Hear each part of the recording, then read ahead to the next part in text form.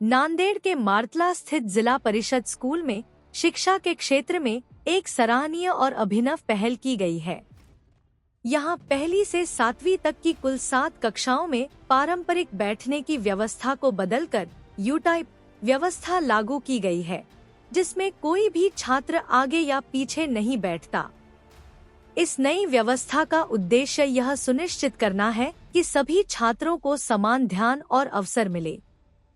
School के प्रधानाचार्य रवि धागे ने नो बैक बेंचर्स नामक इस पहल की शुरुआत की है।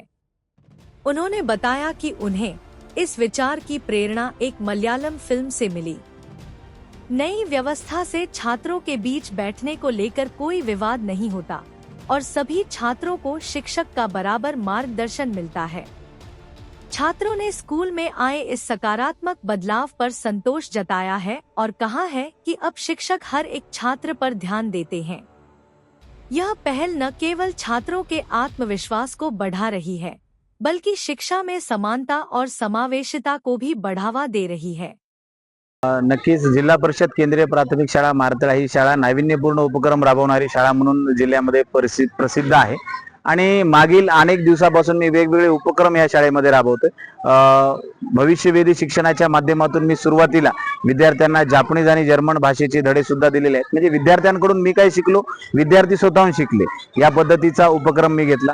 तसेच मार्च 2023 पासून वृक्ष वाचनालय, डॉक्टर बाबासाहेब आंबेडकर वृक्ष वाचनालय हा एक उपक्रम आम्ही राबवत असतो। दर शनिवारी मुले एका झाडाखाली बसतात, 1 तास वाचन करतात। नुसतं वाचन करत नाहीत, वाचलेल्या पुस्तकाचं मनन सुद्धा करतात। तसेच प्लास्टिक मुक्त शाळा, विद्यार्थ्यांमध्ये जागतिक दर्जाची समस्या कोणत्या आहेत त्या समस्या सुद्धा समजणं गरजेचं आहे। त्या समस्या कधी समजतील, जेव्हा आपण जागतिक दर्जाचे दिवस शाळेत साजरे करू आणि वेगवेगळ्या पद्धतीने आम्ही दिवस ते साजरे करतो आणि विद्यार्थ्यांसोबत साजरे केल्यामुळे विद्यार्थ्यांमध्ये सकारात्मक बदल होताना मला दिसतो।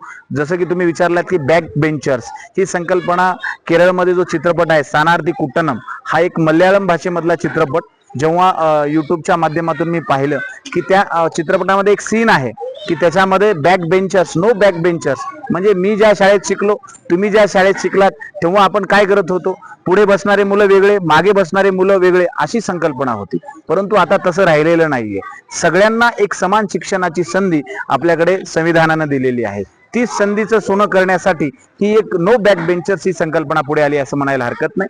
आणि हा जेव्हा मी उपक्रम शाळेमध्ये इतर शिक्षकांची सहकार्याची मी चर्चा केली, त्यांनाही आवडलं। काही हरकत नाही सर म्हणले, आपण करूया। आणि हे संकल्पना राबवत असताना प्रत्येक विद्यार्थ्यांकडे आमचं लक्ष जातं। आज जे विद्यार्थी अभ्यासात मागे होते ते मुलं आज पुढे आलेले आहेत। म्हणजे एक समान शिक्षण त्यांना मिळत आहे। गुणवत्तापूर्ण शिक्षण देण्याचं काम या योजनेतून झाले असं मला वाटते आणि मोठ्या प्रमाणावर मुलांना आनंद निर्माण झालाय। ते मुलं आनंदाने प्रत्येक गोष्टी शिकतात।